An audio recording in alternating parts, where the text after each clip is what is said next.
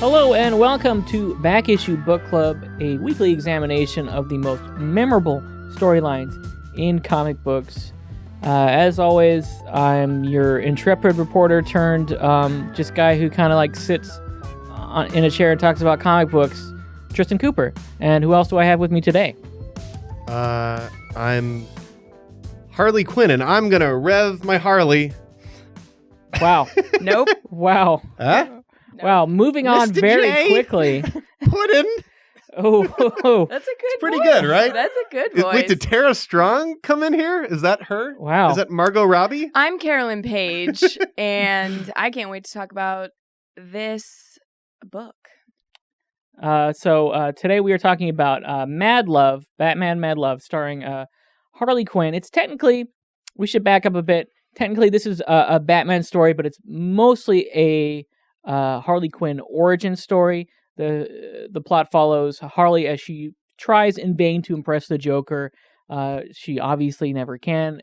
Along the way, we get some sort of backstory flashbacks to see how she ended up in the employ of the Man Who Laughs, and it ends with one of the darkest endings I've seen in a superhero comic book, supposedly aimed at Which for Batman is aimed at saying children. something. Yeah, definitely. But before we get into it, I wanted to talk to our guest, Carolyn. What's your history with Harley Quinn and with Batman comics in general?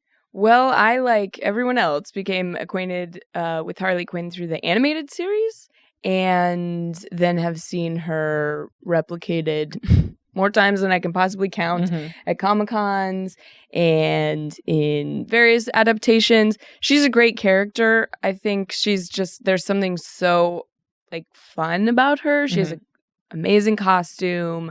Like she's always very fun and engaging to watch. And I was shocked that this was her, what I consider to be a trash fire of an origin story. It's just like anyways, I'll get into that more later. No, totally. So this comic is from 1994. It is 25 years ago. The character in the comics is in a very different place than she was before, but this comic is written by Paul Dini with art by Bruce Timm, two people who were very heavily involved in the animated series and the creation of Harley Quinn. This is where she comes from, because she wasn't, although this comic was released in 94, I don't think she was an official part of like Batman comics continuity until like maybe 1999 or so. So this was before she's canonically established. I think her comic book origin story in official canon is maybe somewhat close to this. But we should really get right into the plot of the story, which you're shuddering.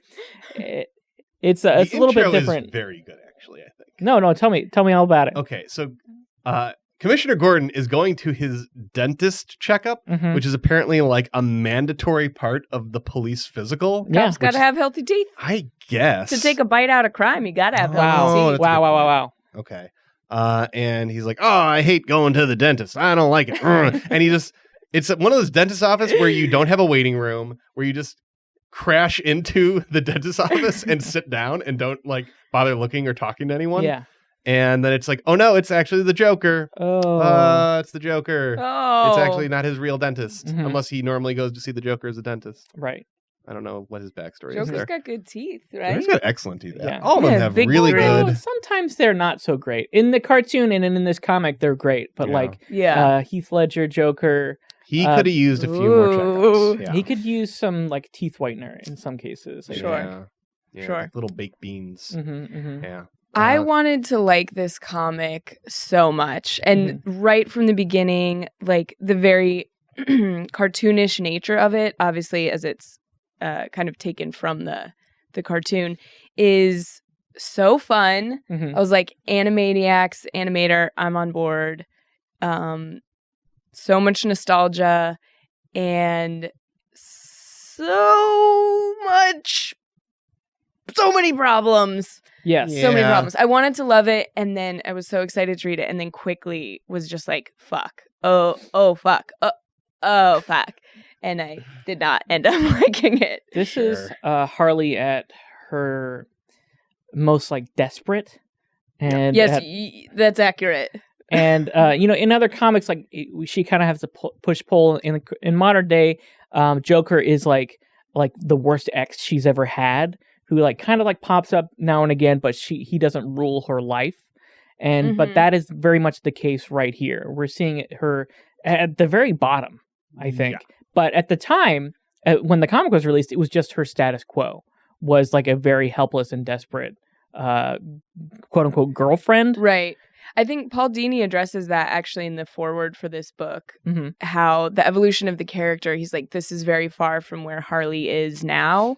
But that section of the foreword, which you have a chance to read it, I think is very interesting. But it just was like an apology. Like, I'm sorry for this toxic like story that I told. Yeah. I was like, too little, too late. Even though now Harley Quinn is, I think, like a very feminist character. And she is divorced from like the Joker's kind of brainwashing control because that bitch is crazy on her own. And she's got a healthy relationship with Poison Ivy sometimes. I think it's healthier than the Joker. Hot. Right. And it's super hot. And hotter, way hotter than the Joker. Well, I mean, speaking of this comic, as we've talked about a little bit before the show, this comic is very horny. It is so horny. And I guess everything is elevated by the fact it is intended for children. It looks like the cartoon show that was aimed at children. So the expectation is that kids are going to want to read this, and it is probably like less horny than a normal comic book, but for a kid's comic book, extraordinarily horny. And it's dark for any normal comic book, but when you have like the trappings of a children's comic book, it's insanely dark now. Right. I think so much of it had to do with the fact that this comes a couple years after the animated series was released. And both Paul Dini and Bruce Timm had been working a lot on the show, and they've run into a lot of censor problems. Yeah. And it was a constant struggle. I think honestly, a lot of that stuff made the show better because they're working within the confines and the restraints of standards and practices. They had to come up with creative solutions. Instead of say there's Batman in a dream and he needs to escape this dream and he needs to commit suicide. Sure. But they can't show that on kids' TV, so they ended up doing it in a very kind of like almost like artful way of like it's hard to say without this clip because I'm just bringing this up at random, but like they've talked about it in a few different ways how they came up with creative solutions to those problems, and here they are just let loose because it's a comic book, because comic books are aimed at a different audience. Even though this came out originally as a single issue of the Batman Adventures, Mad Love, one shot, they don't have best standards and practices like over their shoulder. They can draw Harley Quinn in any way they want to. They can do a bunch of jokes and make those references that you could. So they kind of are let loose here, and I think it shows. Bruce Timm himself is drawing Harley Quinn in in lingerie for like the first third of the issue. Some of this nurse's outfit, lingerie. And then her like regular skin tight, like nipple centric outfit, right? Which again, I have no problem with her body, and even as far as comics go, it's like not the least realistic body you're ever gonna see. But that's not my issue with it. My issue is the heavy-handed abuse. Yeah, and it starts right off the bat. Harley Quinn is trying to get the Joker just to notice her, and he is obsessed with Batman. She does the joke that is repeated online because it was in the animated series episode that came a few years after this, based directly on this episode. Fans might have seen it. It's also called Mad Love. Basically, she gets on top of this table and says, "You wanna? I'm not as good as you. You wanna review Harley, Mr. J?" Wow. Oh, Arlene Sorkin, and she's like voice of Harley Quinn in the studio right now.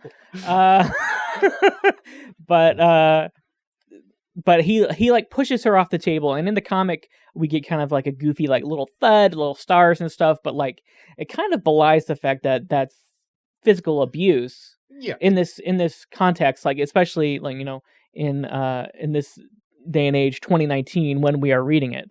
Like one page later, he does something infinitely worse though too. 1 page later, he squirts acid at her. He Right. squirts acid at her face, and it melts a Batman statue he had, like, down to nothing. And and he was just kind of peeved at her, and he was going to just melt her. Right. That's a lot. Yeah, just the Wow. constant abuse and the context that it is this man in power Mhm. with his henchmen, Right. like, makes it all the worse. Right. Because it's hard to say that it's a metaphor for something else Mhm. when this pattern is so clearly repeated in real life, where so Right. many women are trapped in these abusive relationships Right. Yeah.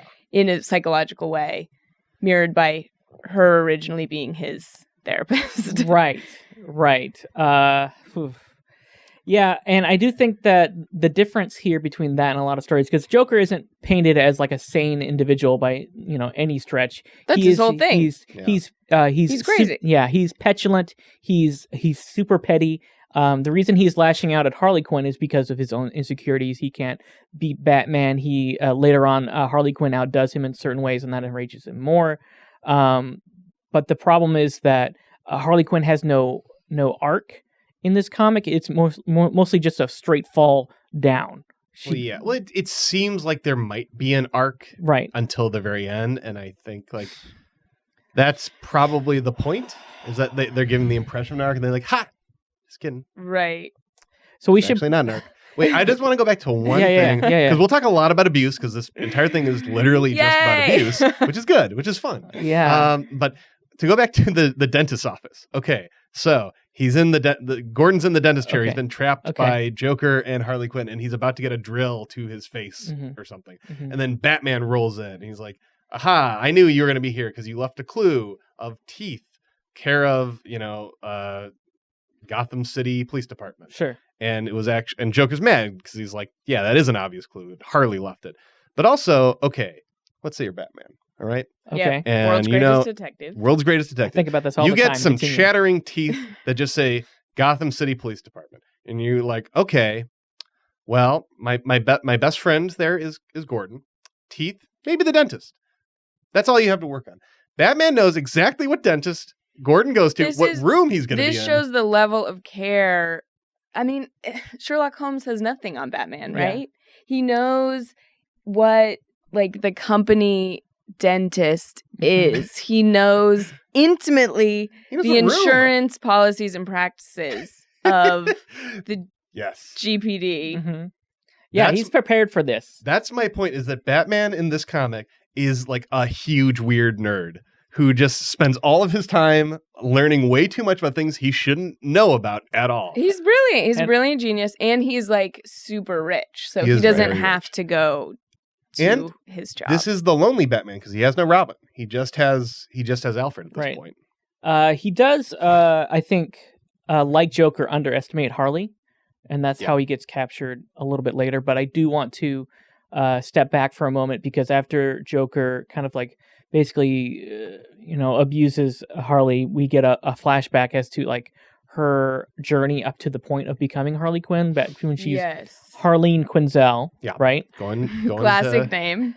And when we were talking about this before the show, one of the flashback bits that we all chose was the panel where she apparently is sleeping her way through college. Yes, which this was, I think, the biggest inconsistency in the story, Right. and I would like to address it, is that she starts out as a very career-driven character. Mhm. She's going to school. She wants to be a pop psychologist. She wants to be famous. And then she's willing to sleep her way to the top. Right. Which is get it, girl, whatever you have to do. I mean, study. I was always turned study down by my also, professors, but I but was very jealous. then this is jumping ahead a little bit, but then she seems to abandon it totally and just wants to be the Joker's housewife. Right. Which again, there is nothing wrong with either of those Right. paths. There's something wrong with being the Joker's housewife. Well, I'm with gonna being, put my foot specifically down. with being the Joker's housewife, yes, but taking care of in the domestic sphere is a full-time job, and it's Sure. very important, and it keeps all of society running. But just there's no justification for why she leaves her dreams to become a pop psychologist for the Joker. I guess, but it's like love changes you fundamentally is kind of what it's saying, Yeah, maybe. it's mad love. You can't help it, man. It's When that mad love gets you, you're just It's stuck. mad love. My favorite part about the flashback stuff is that at the beginning, Batman is narrating it. Batman knows that Harley Quinn was sleeping with her professors somehow. He just knows that. There's no reason why Omnipotent Batman. he was just like going over her grades in school and being like, no, this doesn't make sense. And then like interviewing the professors and they're like, I don't want to talk to you, Batman, about my sex life. Please stop asking. That would be more interesting, maybe, if she was misunderstood and like Batman is sort of, taking for granted, or like if Batman is an unreliable narrator, which is like not Batman really. Like the comics, like he's perfect in every way. He knows exactly what happened. So we just in the comic we have to trust him because I think the comic itself trusts him. But yeah, it's weird though because then Harley Quinn takes over the narrating of her own life, which makes a lot more sense as to why she would know these intimate details. Right. There's no reason why Batman would. He's just like a weird, lonely nerd. Yeah. It is a weird, lonely, rich nerd. He's very rich. Very rich. He still has his butler bringing him like coffee. Yep.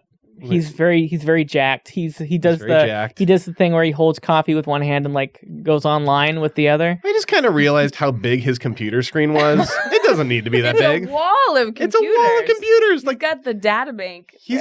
Wow. Batman's a gamer is my fan theory. Wow. Yeah. Yeah. Batman's a gamer. That's definitely like a 4K triple screen setup. If he was just looking at like Word documents, get a normal, like, I don't know, like an 18-inch monitor will be fine.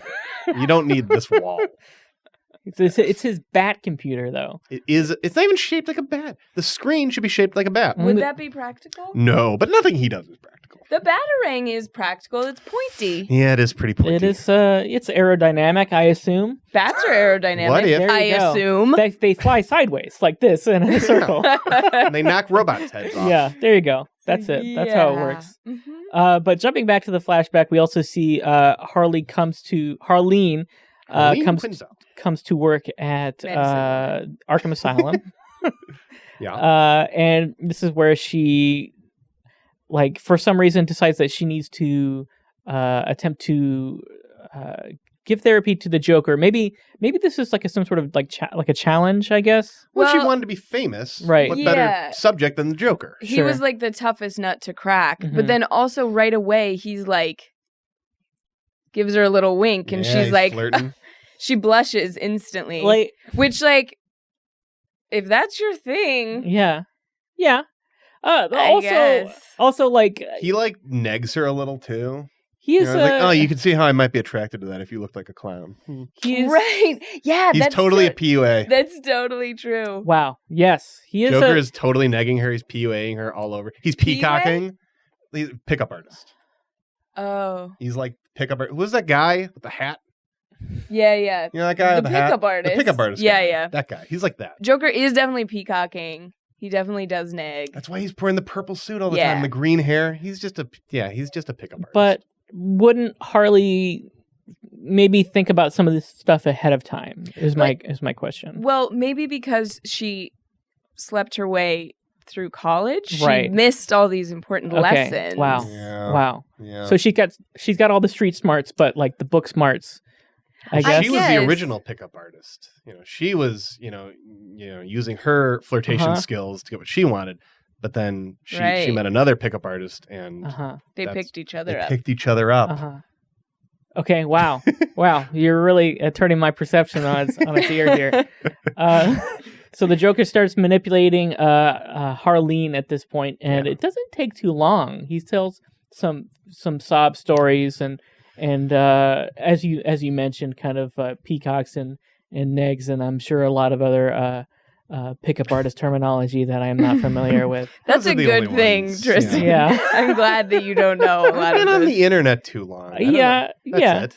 The internet. Yeah, listen, I could not pick up anyone up if I tried. So you're married. I am married. Must have worked once. Well, no, it was more like she picked me. Okay. So he basically brainwashes her. It's like one of those things like in movies like Hannibal Lecter, where Hannibal Lecter can convince someone to kill themselves in like 20 minutes or something like that. Like sort of like a lethal amount of intelligence and manipulation. And that she is transformed like very quickly in the space of the book. I don't know how long the timeline is supposed to be. It took her 3 months to even get that interview first with the Joker. So I assume it's been a little while. Okay. I don't they treat Harley Quinn as a very weak-minded character, which is unfortunate. So I'm going to give him the benefit of the doubt and say this took a while. Okay. It wasn't instantaneous, hopefully. Right. But she's weak-minded, but then also like incredibly brilliant. That's the weird thing. Yeah, she is like, oh, we're getting ahead of ourselves, but she is better than the Joker. It's just there's a lot of inconsistencies. With the only female character. Right. Renee Montoya is in the background of a scene. So is she? Maybe. I think she helps rescue, or like she finds Harley's body with Harley Bullock. Right. Well, the comic isn't that long, but I'm forgetting what the inflection point is, why she turns into Harley Quinn. It's because Joker's escaped from the asylum. Mm-hmm. Batman has, of course, apprehended him and brought him back. Right. And he's like beat up. Sure. And then she sees that Batman has harmed this man that she's fallen in love with. Okay. And so she like loses her shit and decides to be a clown. Yeah. Okay. And then she's like, Harley Quinn, my name's Harleen Quinzel. I get it. Right. I think that Joker had mentioned something like that. You're always so close to a Harley Quinn. Yeah. Yeah. But then, she shows up just fully formed. Right. She's got the makeup. She's got the costume. She goes to a costume shop. I see. Yeah. Steals the costume. Sure. Then busts back in and breaks the Joker out of Arkham Asylum. Yeah. She gets a big gun? Opening. Yeah, the big gun and the big opening shot of the full page of her as Harley for the first time. Yeah. Which is a very cool panel. Like the art in this is beautiful. I like the nice simple art of this a lot. Yeah. It is in a way that I sort of mentioned earlier, that is kind of like the animated series Unleashed, and that here in the animated series, like they have to keep on model, they have static backgrounds, they have all these like rules and regulations because it's a cartoon with like so many people working on it. But here it's Bruce Timm. I think he also had a colorist and a letterer, but like a lot of this is just Bruce Timm's idea. So there's a little bit more personal energy in a lot of these shots. So it still looks like Batman. He still looks like animated series ass Batman with a big barrel chest. And there's all the women look like they're naked pinups basically with painted on clothes. But the art itself otherwise has a lot more like kinetic energy, I guess you could say. Yeah, there's a couple really good panels that demonstrate that. Yeah, you mentioned the really cool fight between the Batman and the Joker with all the sound effects. Oh yeah. Oh yeah. That one's amazing. Also introduced me to the word thrud, which I didn't know, and will now become a part of my everyday vocabulary. But it's so cool, and like the cartoonish nature of it is great for a Joker story, and kind of helps us, I think, buy into like this is a man dressed up like a bat fighting a man dressed up like a clown. Right. And they're enemies, and they'll always be enemies. Right. You should care a lot about this mean clown and this rich bat person. It makes you the rich bat person. This rich bat person. That was an alternate title. The original. The style does, I think, make you think a little bit less about the particulars of Batman's life and how he knows the dentist for the Gotham City Police Department. I don't know why you guys are hung up on that. That's like easy information. That's like in his police file. But like at most dentist offices, they have like a couple different rooms. He knows exactly what room to go into. He's just dead set. Like, he's this probably is the got room. some goggles or something. Also, we kind of missed this a little. Joker throws a grenade onto Gordon's crotch, and Batman's like, "Oh no!" He throws it out the window, and like there were probably people out there. There were probably people out there. No, but Batman he like knows the trajectory and the timing. That's true. He's a genius. Wow. Yep. You guys are not just accept. I'm underestimating level. None of us are. Okay. That's true. So when we come back to the present after the flashback, basically Harley wants to make it up to the Joker because she doesn't believe that he's done anything wrong. She believes that she has failed her puddin at this time. And classic abusive relationship Right. thought patterns. Right. Everything is her fault. When he gets mad and hits her and Right. throws her out of buildings, Right. it's her fault. Right. And so she wants to fix his big plan. His big plan, because after the dentist situation, Joker says, like, I need to finally kill Batman. I need to do it in a super original way that's super good. What about this piranha plan? And The death of 1,000 smiles. Death of 1,000 Or Smiles, 100. but I don't know. the problem I think it's is that he was going to lower Batman into a piranha, a tank full of piranhas, but the piranhas always have frowns, so they're not laughing, so the joke doesn't work from his perspective. Sure. The best part of that plan is that he has a little drawing of Batman going, "Oh no!" and it's like very cartoonish and silly. And also the entire plan is like, I'll get a big tank full of piranhas and like have a trap door and he'll fall in, and that's it. That's the entire plan. Elaborate. It is the simplest. Right. Like Kevin in Home Alone had the most elaborate plan in the world of like, what's going to happen if this happens or if this happens. And Joker's like, hopefully he'll stand right here. And that's it. That's all. And then I'll press a button. So Harley one-ups the Joker's plan by fixing it so that the fish are laughing, so that the plan would be to capture Batman and then lower him into a tank of piranhas upside down. So he sees the piranhas smiling even though they're frowning right side up. Yeah. It is like so much more brilliant in so many ways. She also has Batman tied up in chains. Right. Because if you just dump Batman into like a pool of fish, he's just going to jump out. Like he's got grappling hooks and stuff. He'll just like, well, I'm going to not be in here anymore. Right. Right. But she's got him all tied up. So like he'll just be eaten alive. He can't do anything about it. She tricks him. She lures him into the meetup. Right. And using her, reverting back to her Harleen Quinzel, Mm-hmm. being like, Joker's really crazy this time. That's like, You gotta help me. that's like a brilliant move right there. We didn't talk about that because she does capture Batman and, hanging upside down. But before that, she has to capture Batman, which is like pretty hard to do. She calls him, I think, saying like, "Oh, Joker's finally lost it." And she sends him a video. I really where need. she like takes off her mask and you see her blonde hair again. It's like, oh, she really is done with him. Like she's come to her senses finally. Like she's figured it out. Right. And Batman is like outside the scene where they're supposed to be meeting up. Like he's been waiting there for a long time and like scoping out the place. He thinks he's good to go, and he is underestimating Harley. And she basically fools him into thinking that fools him. She jests him. I don't know. I don't have anything. That's it. Those are the two words we can use here.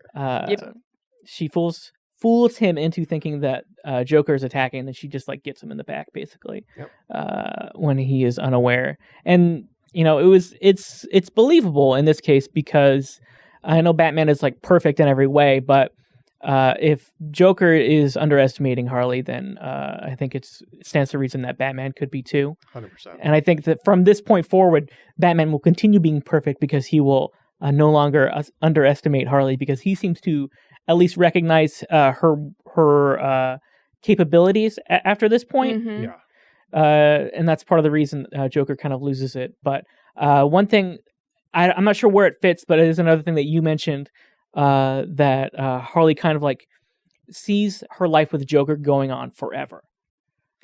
In a very, very like traditional way, which again, nothing wrong with that. Sure. Like, that's a very fulfilling lifestyle for a lot of people and very important. Right. But from wanting to be like super famous in the like pop psychology sphere to like baking cookies and like growing old, which is a very cute panel. But growing old with your very old self, no teeth. Yeah.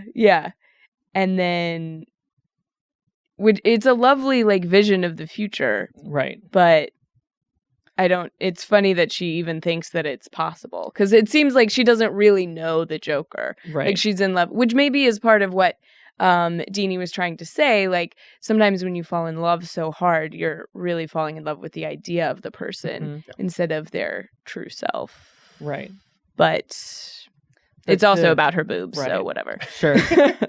Kind of. I mean, the true Joker is the one who comes back and sees Batman about to die and is just furious and is just extremely mad that Harley has gone over his head and like one-upped him and made him better. Yeah. And when she says like, "Hey, this is how it works. Isn't that great?" And like objectively, yes, it is a better plan, but he's mad because she had quote unquote to explain the joke. Yeah. And like that's kind of like a bullshit like explanation because there's always going to be something wrong with something that she did. Like even if she didn't explain the joke, he would be mad for some other reason. He wants to be the one who kills Batman. So her like proving that she's better than him is he views her as inferior. So her beating him is showing him the reality of the situation. He doesn't want to see that. Right. He's not a reality focused guy. No. And we also learned something about his character, which is a deep fear for him is being not killing Batman, having Harley kill Batman, and then being teased by the other villains. Right. That he...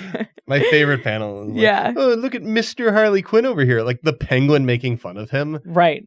It's just a bunch of heads above him that are just like laughing at him and making fun of him. Yeah, like kind of emasculating him a little. Yeah. Like, and like, oh, your girlfriend beat Batman.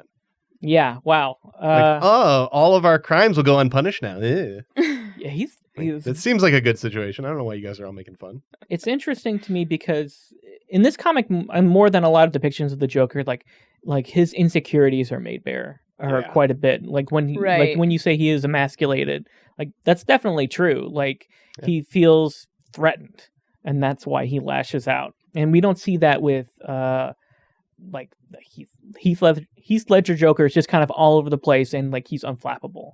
Yeah. Or I'm thinking of other versions of the Joker, like the Jared Leto Joker. I mean, which you mean the perfect Joker? You mean the best Joker ever seen on screen? Right. Perfect. Who's also like kind of like this Joker a lot. They have the same origin story stuff for Harley Quinn. He is true. Very abusive to her. Throws her out of helicopters. Sure. Stuff like that. Throws her into a room with hyenas. Yes, that's right. Oh.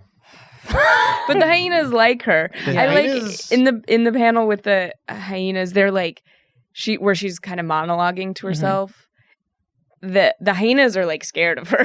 Yeah. They're like, this bitch is nuts. I am afraid.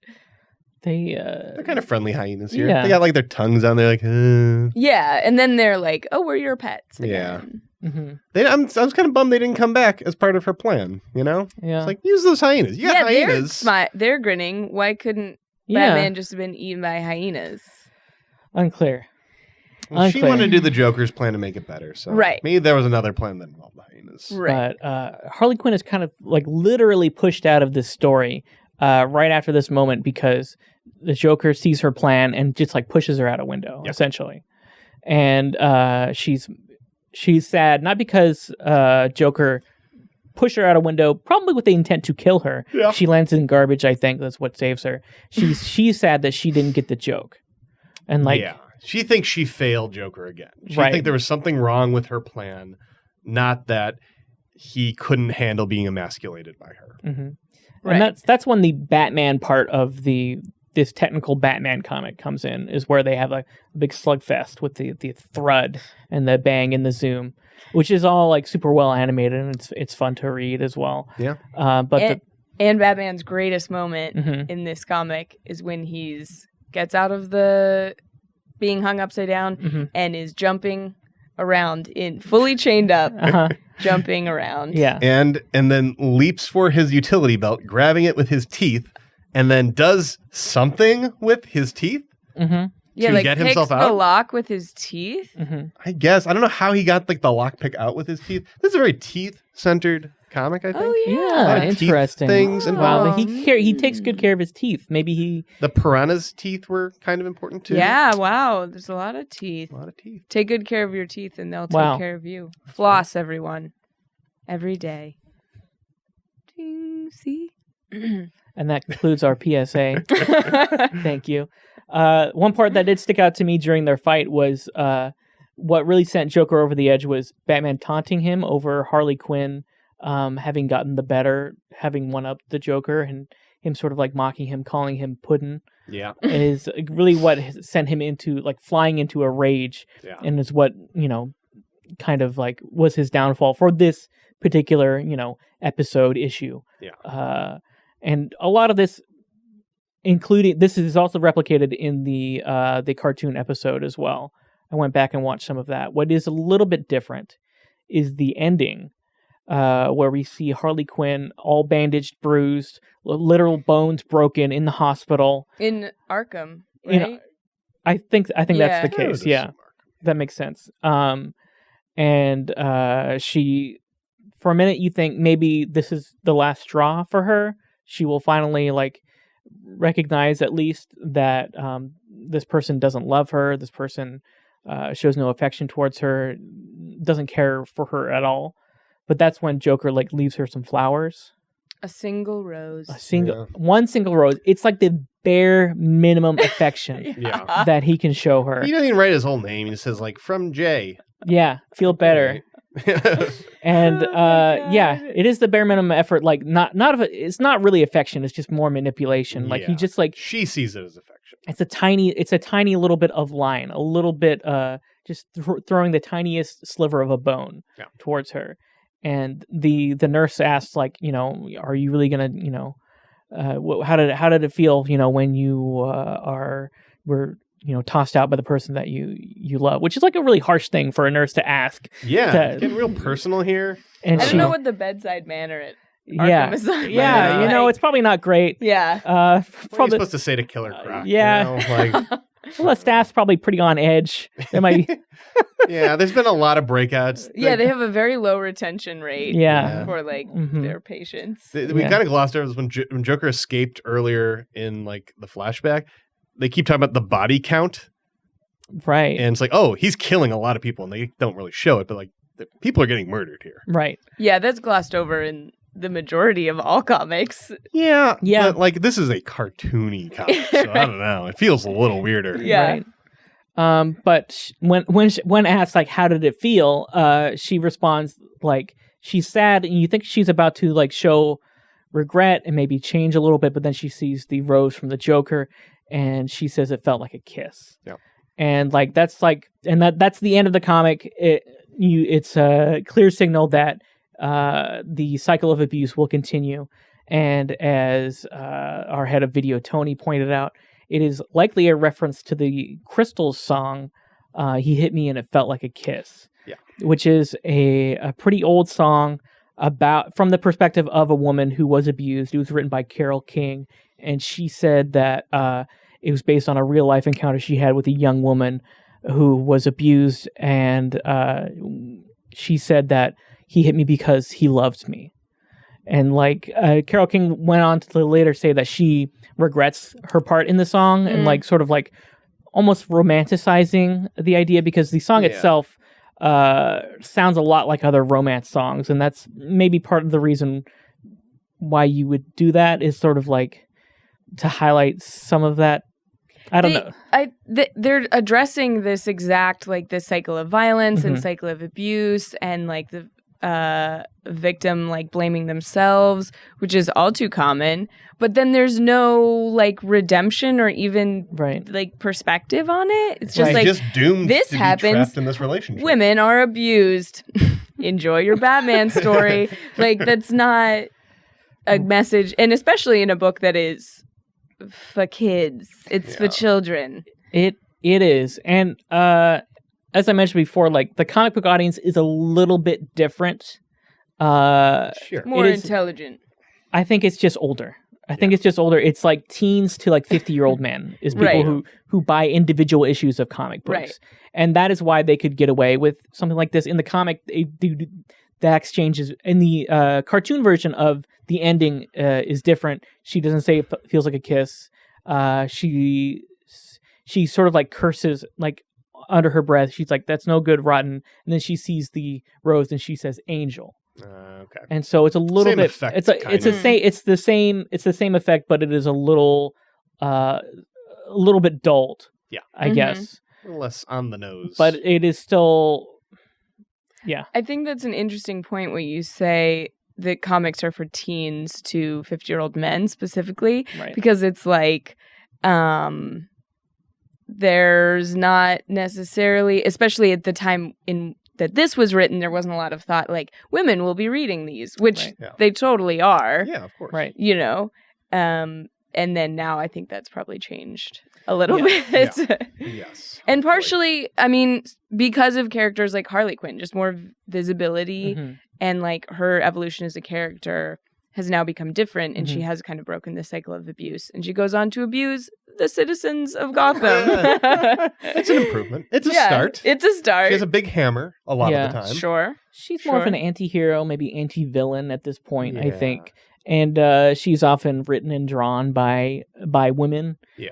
who might have a better perspective on this. Although Potentially. at the time, and then at this point, this comic is considered a classic. It won an Eisner at the time, which is like a comic book Oscar for those who don't know. It has been celebrated as one of the best Batman stories of all time by like all sorts of like internet lists and things like that. And I think it's well made in the fact that it looks wonderful. It's like a very easy, clean read, but it sort of makes you feel terrible Right. at the same time. Right. Yeah. It's an interesting history piece, but I would have a hard time recommending it to anyone who is maybe not unless they're interested in like the history of the character and where she used to be versus where she is now. Sure. Yeah. I would read it for the art again. Sure. Like the art was so incredible. Mhm. And if you're looking for like a Batman tattoo of one of these characters, this is Uh-huh. a good place to go for Yeah. inspo. No Because joke. there's some incredible panels. Mhm. Yeah. But if you're looking for a woke feminist tale, Mhm. Mhm. this is not the place. This is not the source material for that. Mhm. Okay. I've got a theory about, I know what the solution to this book should have been. Okay. Okay. Let's hear If obviously the better thing is Harley getting out, distancing herself from the Joker entirely. But let's say, okay, this book, it's a love triangle. Okay. Ooh. Harley is in love with Joker. Okay. Yep. Joker's not in love with Harley. Joker is in love with Batman. Sure. Yes. He is obsessed with Batman. Yes. And Batman is a weird, lonely nerd who gets very invested in police officers' dental checkups.